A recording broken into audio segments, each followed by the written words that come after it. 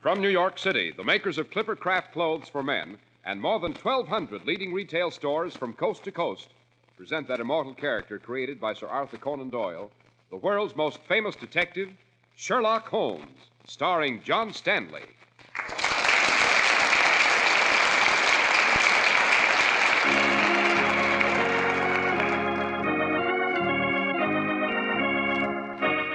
This week's story, The Adventure of the Malicious Moor. Holmes, why the devil are we waiting outside of the Shakespearean theater here, in the darkness? Shakespeare, the Bard of Avon, wrote many tragedies, Watson. But this is one he never contemplated. Watson. Look there, in the shadow of that entrance. Holmes, it seems to be someone lurking around the premises. But who is he? A killer, Watson.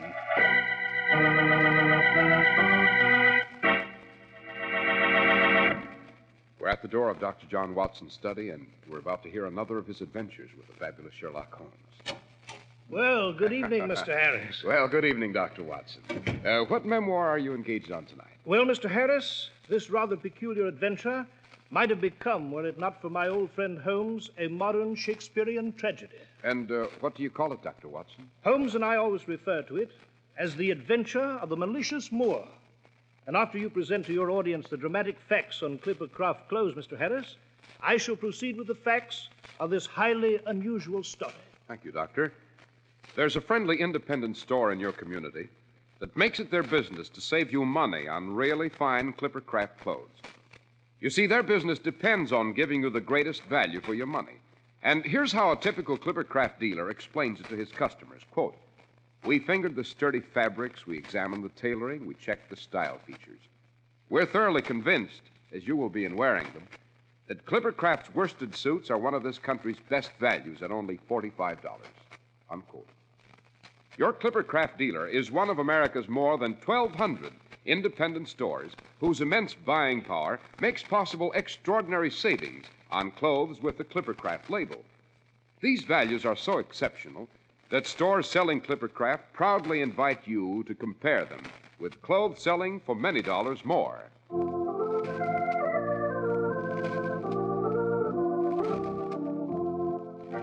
And now, Dr. Watson, what about the adventure of the malicious Moor? Well, Mr. Harris, it began in '98 at Stratford-on-Avon, birthplace of Shakespeare, an historic English shrine. And specifically, it began on the stage of the Shakespeare Memorial Theater, from which the great bard's plays are annually produced by the most gifted dramatic artists of our time.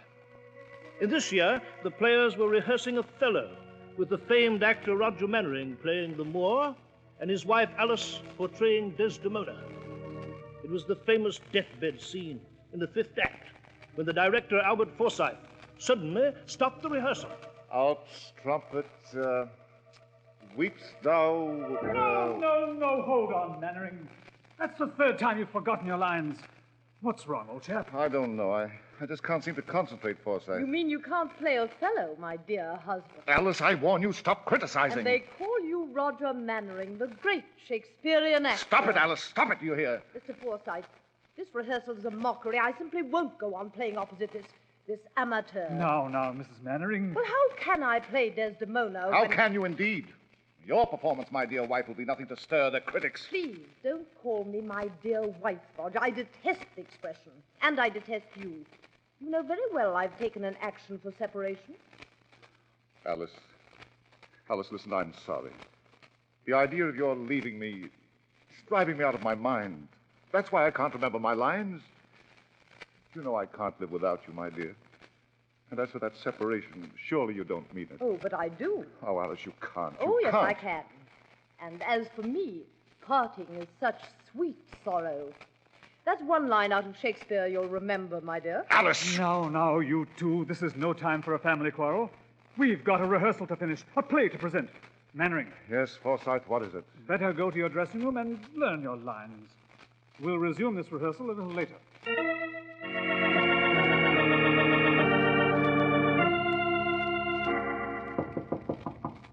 Come in. Oh, it's you, Graham. What is it this time? Mr. Forsyth, if you'd let me try out for the role of Othello. Oh, ridiculous, Graham. You must be out of your mind. Mr. Forsyth, I beg of you, give me a chance. I've rehearsed the role. I know every line. I can play Othello as no actor has ever played it. For the last time, Graham, stop annoying me.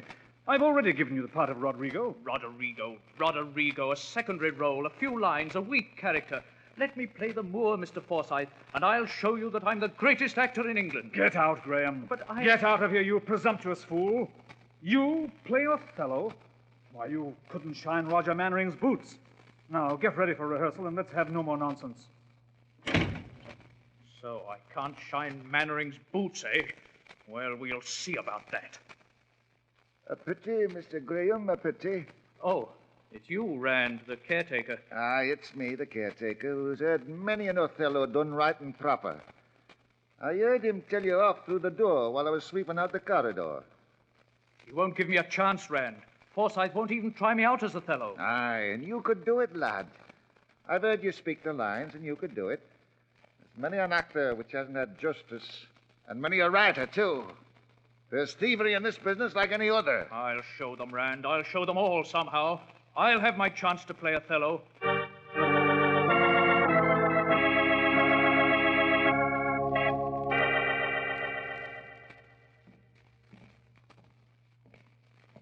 Alice? Oh, Roger. What are you doing in full makeup and a black beard at this hour? Well, Alice, I want to rehearse our fifth act scene alone here on the stage before the others get here. Isn't that just a little silly, my dear? Oh, please, Alice, let's go through the scene just once. I want to make sure of my lines. Please. Oh, very well. Well, I'll start the scene well into the scene on that Iago line. You ready? Ready? No, Desdemona. His mouth is stopped. Honest Iago hath taken order for it. Oh, my fair interprets. What? Is he dead? Had all his hairs been lives, my great revenge had stomach for them all. Alas, he is betrayed, and I undone. Out, strumpet! Weepst thou for him to my face? Oh, banish me, my lord, but kill me not. Down, strumpet! Kill me tomorrow. Let me live tonight. Nay, if you strive. But half an hour. Being done, there is no pause. But while I say one prayer. Too late. Roger, don't. You're strangling me under the pillow. Die, strumpet, die! Roger, please. I can't breathe. I can't breathe. Not dead. Not quite dead. I that am cruel am yet merciful. I would not have thee linger in thy pain. Farewell, Desdemona.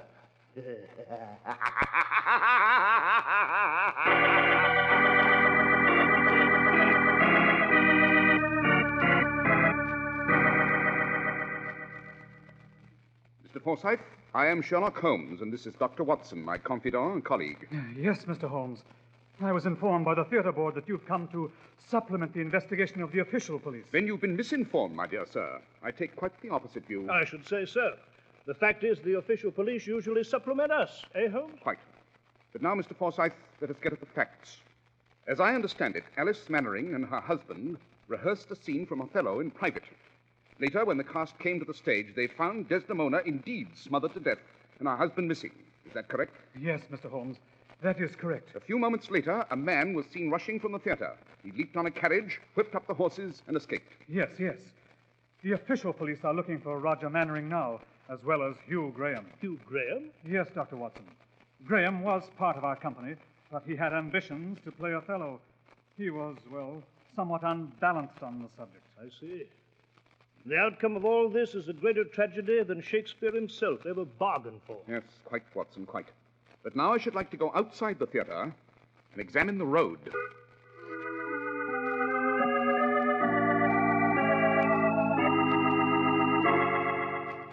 Well, Holmes, we saw the carriage tracks at the front entrance of the theater. You yourself said it was the carriage in which the killer made his escape. Yes, Watson. Then why the devil are we examining the drive here, near the rear entrance? Because, my dear fellow, I believe in an exhaustive method.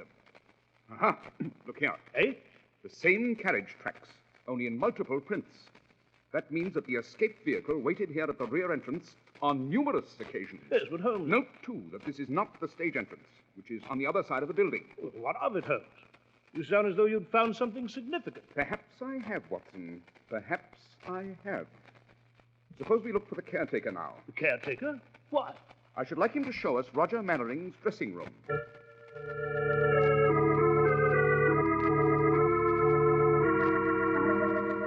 So this is Mannering's dressing room, eh, Rand? Aye, Mr. Holmes. Him that strangled his wife out on stage. Well, the place seems to be in some disarray, Holmes. Yes, Watson. Note the makeup jars. They're all open. And the grease paint very untidily smeared on the dressing table. Aha. What is it, Holmes? That huge costume trunk in the corner. What about it? There's a spot of blood on it. Blood, Mr. Holmes? Precisely. Now then, Rand. Yes, sir. You have a key to this trunk? Aye, why, no, sir. But Mr. Mannering always kept the key on a hook over the mirror. Ah, yes, here it is. Now, Watson, suppose we unlock this trunk and look within. Yes, by all means, Holmes. Holmes. Good Lord.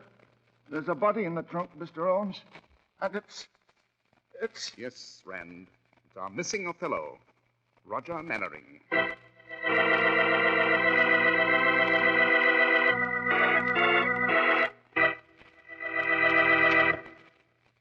Shades of William Shakespeare, Dr. Watson, but this is some adventure. Yes, Mr. Harris. And I might add, there are exciting events still to follow. But before I relate them to you, I know you have something to say about Clippercroft clothes. I'd like to suggest to you listeners that you do some Sherlock Holmes snooping yourself when you shop for Clippercraft clothes. Your clue is the famous Clippercraft label, your guarantee of quality and value.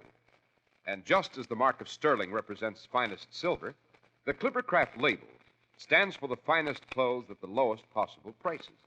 Better yet, when you buy Clippercraft, you get double assurance.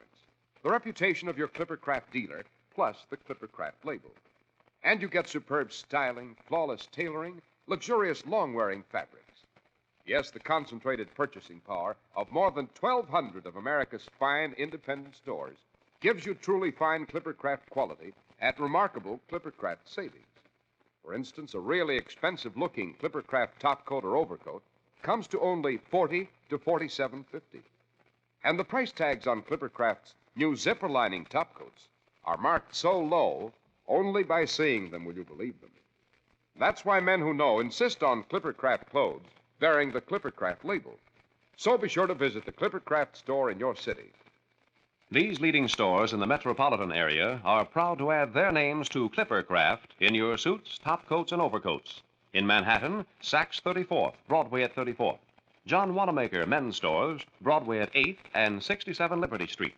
In Brooklyn, Abraham and Strauss. In Newark, New Jersey, Boulevard Men's Shop, Kresge, Newark. And in Jamaica, the B&B Clothes Shop, 16408 Jamaica Avenue.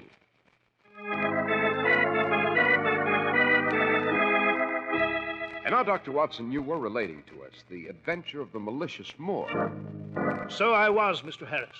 So I was. The news naturally swept through the theater like wildfire. Meanwhile, Hugh Graham, the actor, was apprehended in a Birmingham tavern and brought back to the theater. Holmes, however, seemed interested in Mannering's body lying in the trunk. The corpse had a knife in its chest and was stripped of Othello's costume. But Mannering's face was still in makeup, a grisly, swarthy death mask. And my friend Holmes summed up what had happened in his usual terse fashion to Forsyth and myself. It is quite obvious what has transpired here, gentlemen.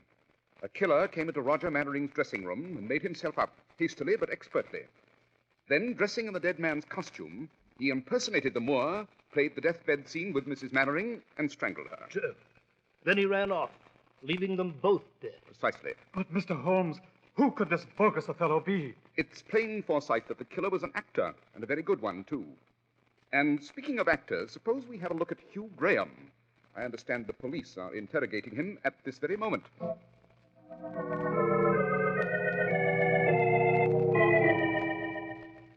Well, Mr. Holmes, in my opinion, we've got Graham here dead to rights. No, Inspector. I tell you, I didn't do it. I swear it. It's true I wanted to play Othello in Mannering's place, but I tell you, I didn't kill him or Mrs. Mannering. Look here, Graham. You added away from Stratford and Avon just at the time of these murders. I'd call that a suspicious circumstance now, wouldn't you? I don't know. I was frustrated. I left in a huff. That's all there is to it. Well, Mr. Holmes, we're holding Graham here on suspicion of murder. I suppose you'll want to question the suspect now. No, Inspector, I have no desire to interrogate him. No questions? That is precisely what I said. But Holmes, what the deuce? This isn't at all like you. My dear Watson, one has only to look at Graham here to ascertain his participation in these crimes. Suppose we put our time to much better use by talking to Rand, the caretaker.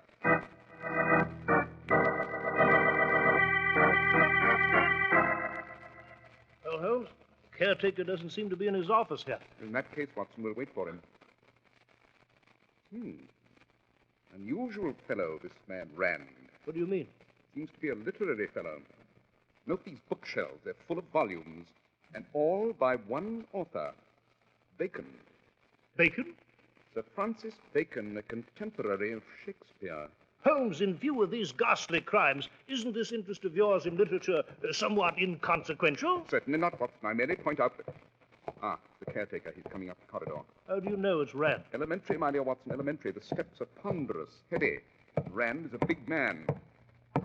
Ah, good morning, Rand. Oh, Mr. Holmes, Dr. Watson. How do you do? You were out, and we thought we'd wait. I don't get much time in my office these days, I don't. It's been pretty hectic in the theater here, what with the play opening tomorrow night and the arrangements and all.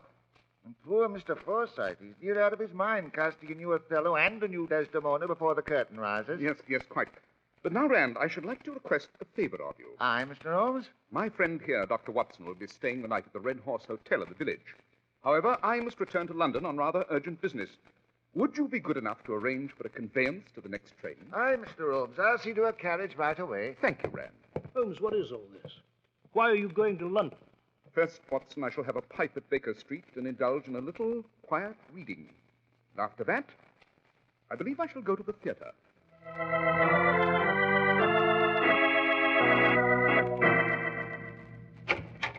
Good evening, Watson. Well, Holmes, you're back, eh? I am indeed. Caught the afternoon train back to Stratford, and I hope I'm in time. In time? Time for what? In time to prevent a new Shakespearean tragedy. What the devil are you... At what time does Othello open at the Shakespeare Theatre tonight? Oh, at 8:40, Holmes. It's 8:15 now. Quick, get your hat and come along with me. We must hurry to the theatre at once.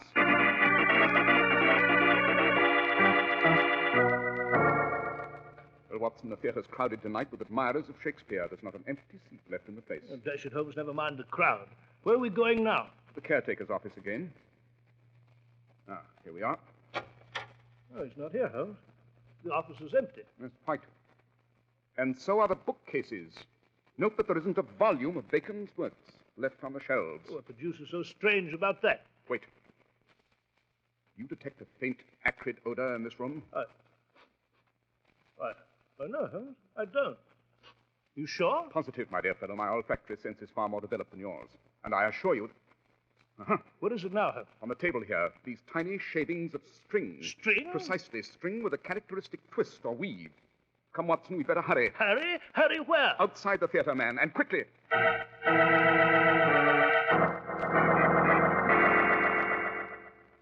Holmes, you know, I'm completely baffled by your strange conduct. Why the deuce are we lurking outside the Memorial Theater here? Quiet, Watson. Don't move. Holmes, what is the... Look over there, near the rear entrance. There's a man in the shadow. Yes. The caretaker, Rand. Rand? Holmes, you mean... I do indeed, Watson. Rand is the malicious Moor who murdered both Mannering and his wife. But he's not yet completed his Shakespearean tragedy. Holmes, he seems to be bending over something. Now he's just lit a match. Quick, Watson, after him. Holmes! Drop that match, Rand. Oh, no, you don't. Look out, Holmes! Oh, my arm! My arm! Over you go, Rand! Good work, Holmes. You threw the bounder right over your shoulder. You stunned him. The trick of jujitsu, my dear Watson, is quite useful at times. Holmes, what the devil was this fellow doing? Trying to blow up the theater, Watson. If you look sharp, you'll note a long fuse and a keg of gunpowder against the wall. Yes, by Jove. The fragments of string came from the fuse, all right, and the odor was gunpowder. Precisely. And the fact that the volumes of Bacon were missing was also significant. This man considered them of great value and removed them so that they wouldn't be destroyed in the blast. Holmes, Rand must be mad. Undoubtedly. But I must correct you on one point, Watson. His name is not Rand. It's Bacon. Bacon? Yes, John Bacon, a direct descendant of Sir Francis Bacon. I discovered that pertinent fact in a rare genealogical volume I have at Baker Street. It was then, Watson, I obtained a hint of the motive.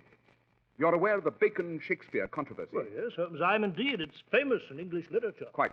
There are any number of people who claim, through one devious proof or another, that the great plays of William Shakespeare were not written by the bard, but by Sir Francis Bacon instead. This school of Baconians have been quite fanatic on the subject, claiming that Bacon had never been given his rightful due among literary immortals. Then this man here, Bacon... Quite. His idea of justice for his ancestor was to stop the playing of Othello, blow up the theatre if necessary, rather than let Shakespeare live on. Yes, but Holmes, you said the killer had to be an actor. This man is a caretaker. On the contrary, Watson, Bacon here is a fine and accomplished actor with a special talent for mimicry and facial imitation. I received that information in London this morning from my very good friend, Mr. Upham, manager of Covent Garden. Oh, Watson, our man coming too. Yes. It's a lie. Francis Bacon wrote Othello, Romeo and Juliet, and Twelfth Night, and all the rest. He's been robbed, cheated and robbed by Shakespeare. Shakespeare, a second-rate actor, that's what he was. Watson. Yes, Holmes? I believe you'll find a police inspector in the theatre. I'll watch Bacon here while you get him. And after that, we'll go and see Othello ourselves. I believe the curtain's going up, and I should enjoy a little Shakespeare.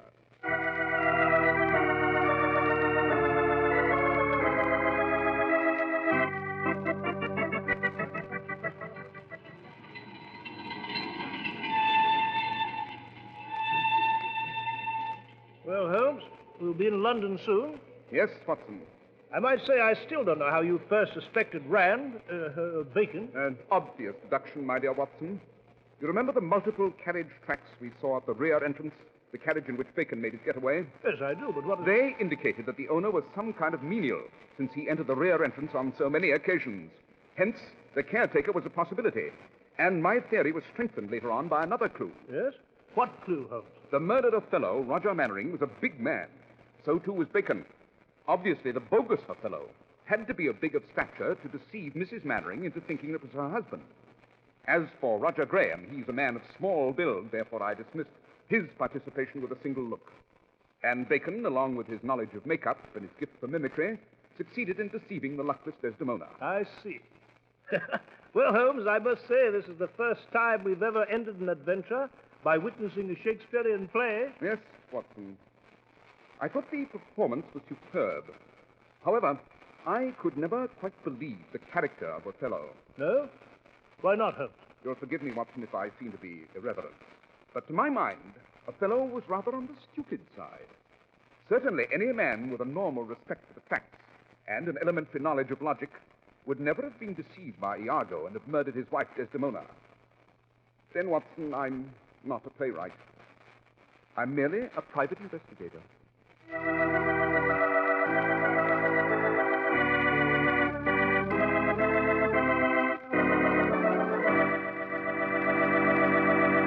Well, Dr. Watson, that was certainly an interesting adventure. Thank you, Mr. Harris.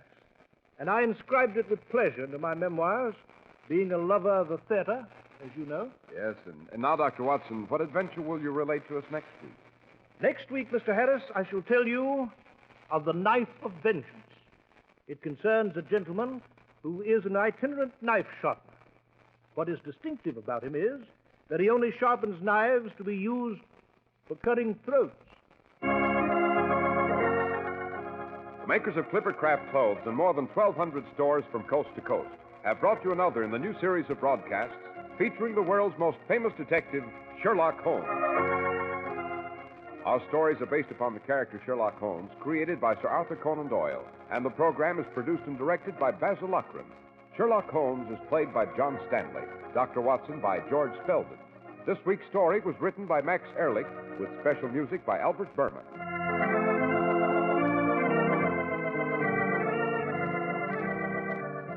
If you don't know your Clipper Craft dealer, write Clipper Craft, 200 Fifth Avenue, New York City.